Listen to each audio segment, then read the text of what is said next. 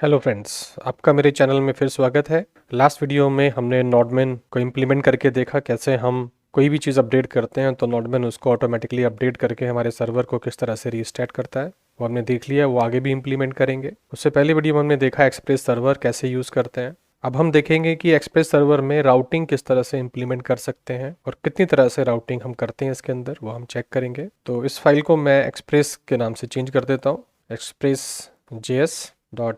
एक नई फाइल बना लेते हैं जिसमें हम राउटिंग के बारे में पढ़ेंगे। तो हमने यहाँ पे कर दिया routing.js।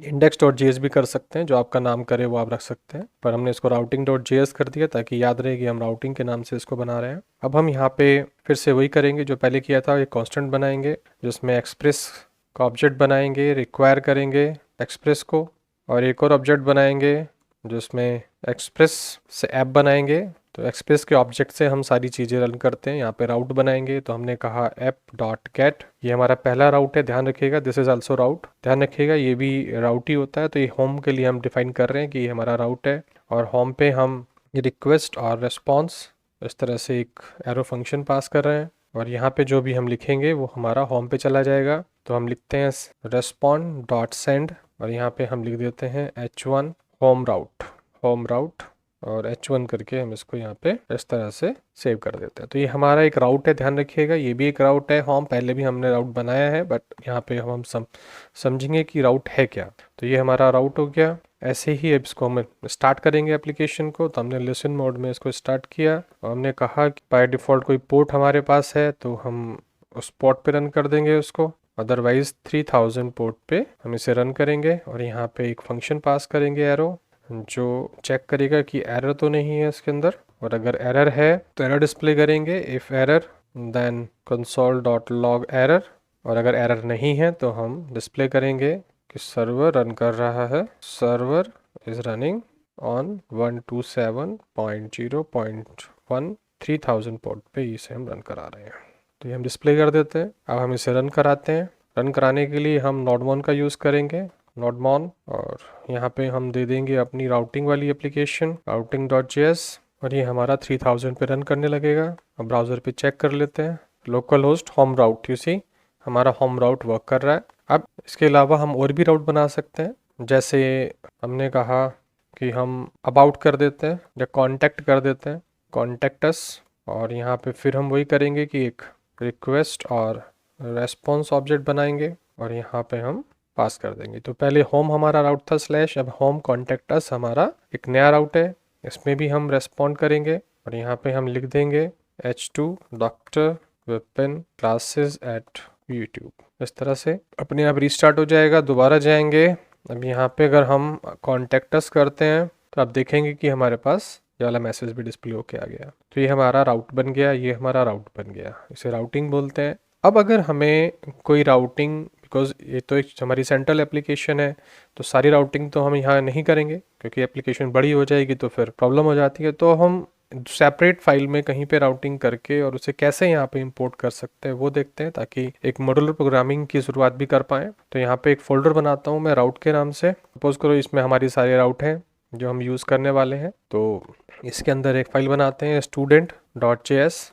student.js है, इसमें हम सारी स्टूडेंट्स की राउट्स बनाएंगे, और फिर उसको हम अपनी routing.js वाली जो मेन फाइल है इसके अंदर इसको हम यूज़ करेंगे। तो student.js के अंदर फिर से हम एक्सप्रेस को यूज़ करते हैं। तो हमने कॉन्स्ट बनाया एक्सप्रेस इक्वल टू रिक्वायर, यहाँ पे हमने एक्सप्रेस लिखा। फिर हमने राउटर बनाया, तो हमने कहा कॉन्स्ट राउटर, और हमने यहाँ पे एक्सप्रेस के थ्रू राउटर को बना लिया ऑब्जेक्ट इस तरह से। तो एक्सप्रेस लिया, फिर हमने उसको राउटर से ऑब्जेक्ट बनाया। अब राउटर के थ्रू हम यहाँ पे राउट्स बनाएंगे। तो हमने कहा राउटर डॉट गेट, रिमेंबर ये हमारी गेट रिक्वेस्ट हो जाएगी। हमने कहा यहाँ पे स्लैश अगर कोई करेगा तो हमारा राउट चलेगा, और इसमें हम वही रेस्पॉन्ड और रिक्वेस्ट एंटर करेंगे, यहाँ पे एरो फंक्शन पास कर देंगे, और यहाँ पे हम लिखते हैं response.send, और यहाँ पे लिखते हैं this is get request for student, याद रखिएगा।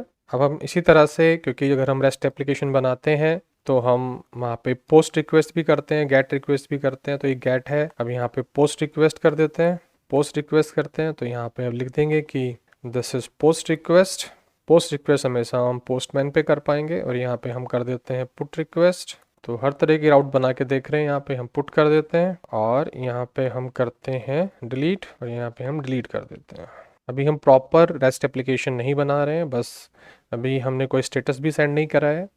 अभी सिर्फ मैं ये आपको बना के दिखा रहा हूँ कि किस तरह से हम राउट जो है वो बना सकते हैं, राउटिंग किस तरह से इम्प्लीमेंट की जाती है। तो यहाँ पे एक सेपरेट फाइल है जिसके अंदर स्टूडेंट्स की राउटिंग कर रहे हैं।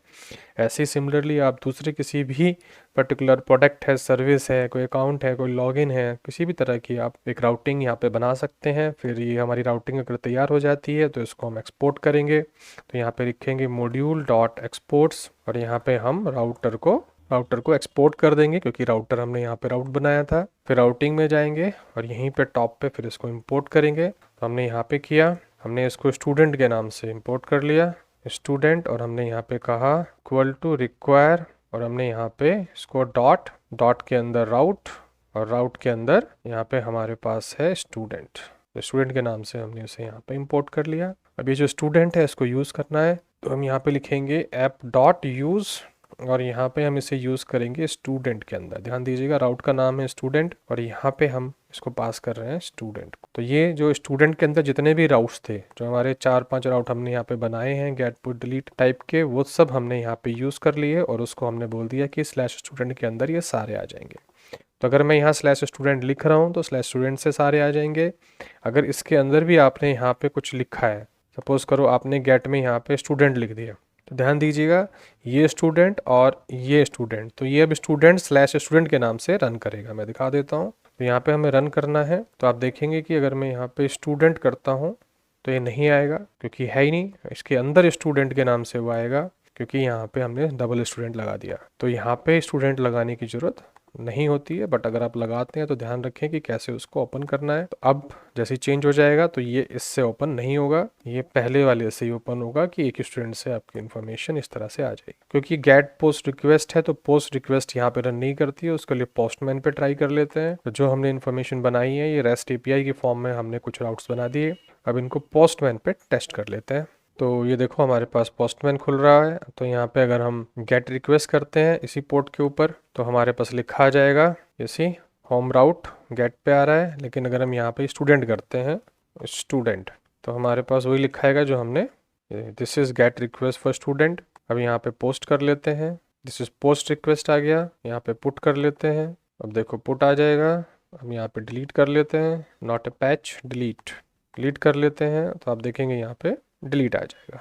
इस तरह से आपने चेक कर लिया कि सारे राउट जो है वो काम कर रहे हैं। तो इस तरह से आप अपनी सेपरेट राउट बना के उसको एक पर्टिकुलर फाइल के अंदर इस तरह से इंपोर्ट करके यूज़ कर सकते हैं। आपको समझ में आ गया होगा कि किस तरह से हम राउटिंग को Node.js के अंदर इम्प्लीमेंट कर सकते हैं। अगर आपको ये वीडियो अच्छी लगी तो प्लीज़ लाइक करिए, सब्सक्राइब करिए, प्रमोट करिए मेरे चैनल को, ताकि मेरे सब्सक्राइबर बढ़ पाएँ। बाकी वीडियो देखने के लिए थैंक यू।